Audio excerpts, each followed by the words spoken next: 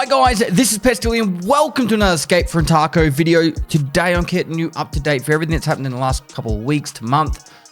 So you know pretty much where we're at and what should be looking forward to going forward. So, without further ado, let's crack straight into it. Alright, so if you've been living under a rock or you don't really pay attention to social media and stuff, Escape from Tarkov was going to be released on the 15th of November 2025. So literally 2 months pretty much from today. Now this was announced about 3 weeks ago, and I'm going to cover everything pretty much that's happened since then. So Nikita announced the release. After that, there was a lot of discussion about this wipe in particular, and then Nikita made this tweet. Guys, what do you want to test in the last wipe before release? Now a lot of people got confused and thought that meant there was another wipe happening between, you know, like the wipe that we just had and 1.0. There is no other wipe happening. He just meant the current wipe that we're in and what would people want to test. Now, so many people tweeted and wrote lots of stuff, and we've seen none of that. So are we going to get to test it? Are we going to get to see it? We've still got 2 more months to find out, but they're slowly walking it back from hardcore down to what we've been currently, like back to like where it was before this wipe. Then BSG went over to PAX East, I think it was, or PAX East in America, and they showcased some of 1.0 there to creators and people that wanted to sign up to have a look. I am not going to any of these events. I've got something on when Tokyo Game Show is on, and so I'm not going to go to any of the events. And honestly, it'd be cool to see, but at the same time, I'm actually kind of excited to just see it when it's fully finished and flushed out, and I get to Escape from Tarkov in 1.0 when it comes out. So that's kind of what I'm looking forward to. But one of the big announcements was yes, Escape from Tarkov is coming to Steam. My honest thoughts is going to be something along the lines of it'll go 1.0 and then they'll announce the Steam date like 2 to 3 months later. So then they can either double dip or at least get as many 1.0 people playing and they get their full 100% of the money they've paid before it goes to Steam, and then Steam takes their 30% cut. I do have on my list of questions to ask Nikita, and I want to do an interview with him. One of the questions is, if you already own Escape from Tarkov, can you get a code to add it to your Steam library? I know a lot of other games do this, like Path of Exile does it, and I don't believe it'll cost anything to BSG to do this. So effectively you buy it through their launcher, and then you can actually get it so it automatically like delegates a code, so then you can add it to your Steam library. So I have to wait and see, but it would be cool if we can do that. Then next up, there was a tweet from Airwing Marine saying, when I hear everyone talking about long-standing bugs in Tarkov, I found another Tarkov bug. It'll be fixed in 1.0, right? Right? And then Nikita goes, long-standing bugs, let's collect them here, let's go. And obviously Zchum made a meme about EOD owners having to pay for unheard, blah, blah, blah, blah, blah. But there was a lot of really, like, Axel did a really detailed one, like the double damage on the legs and stuff like that. I honestly don't see any of these bugs realistically getting fixed before 1.0, but hey, maybe they collected them. Maybe some of them will get fixed. It would be nice to have 1.0 with the least amount of bugs as possible. But it looks like Nikita's actually getting some of that information. Then pretty much from the Escape from Tarkov Twitter, which is where most of the patch notes and that happens, they did some balancing changes. So we're pretty much back to where Prapor had all the items available, Prapor, Skier, and all that.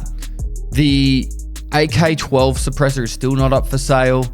Return of the defensive scav gear quality based on fence standing, and reduced the paid extract to 20k. Originally it was 5, then they put up to 50 for the hardcore wipe, or 40 for the hardcore wipe, and it's back down to 20.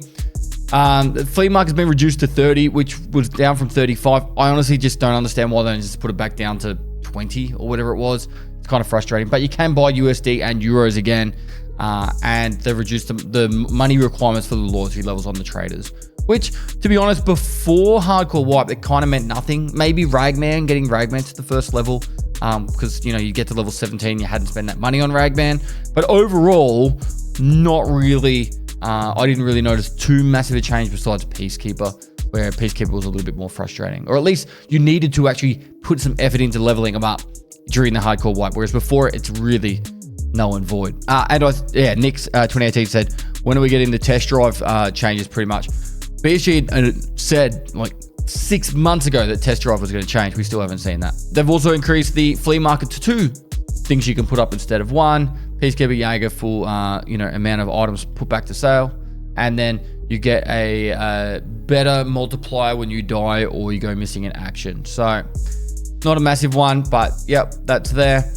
And then on the Battlestate game, and if you want to keep up to date for some of the other stuff on the Battlestate Games Twitter and that, the other major one is the Arena. So over the next couple of months, we're going to see on Arena patch 0.3.4, which the servers went down today. There wasn't a patch with it, but we should be seeing that patch, I assume, next week or at the end of this week, which is going to add, some optimization, quality of life improvements, game mechanics rework, and checkpoint respawn system adjustment. But the next one in October is actually going to have the first Battle Pass, which is a paid for Battle Pass. So, the current one we've got is free. So you've got about arguably anywhere between 2 and 6 weeks to get the Battle Pass Season 0 finished, where it's free. But once that new one comes in, you won't be able to get the stuff that's currently here, and you can get all the new skins. Now, all the stuff from that Battle Pass that's currently in the game, you can actually or eventually be able to use in Escape from Tarkov. I think some of the clothing and the purchase of items on Ref is already available, but the weapon paint isn't available in Tarkov yet, but they did say it was going to come. And then in November, there'll be the ranked game system rework, and new ranked seasons, and then new in-game starter task one. So that is pretty much everything to get you up to date with Escape from Tarkov. I'm trying to speed run through this video so you're not wasting any of your time. But I am playing a lot of Path of Exile at the moment. I've got Battlefield coming out, Arc Raiders coming out. I'm just about to release a new series on my Pestily TV channel for Path of Exile, where it is a full raid series for Tarkov, but for Path of Exile 2. I'm teaching you guys how to get through all the acts, all the bosses, all the problems, all the things you should be looking for with loot and in each of the areas. And I'm also going to start filming this week, if not early next week, another Tarkov series, which is it's a lot of fun. I've figured it out. I've finally figured it out. And I should hopefully start filming it at the end of this week or sometime next week. I am taking this week off streaming, but I should be back next week to start filming a lot of this content. So that's all I've got. Like and comment for the YouTube algorithm, notification bell to keep up to date latest Tarkov content. And lastly, guys, I'll see you next time.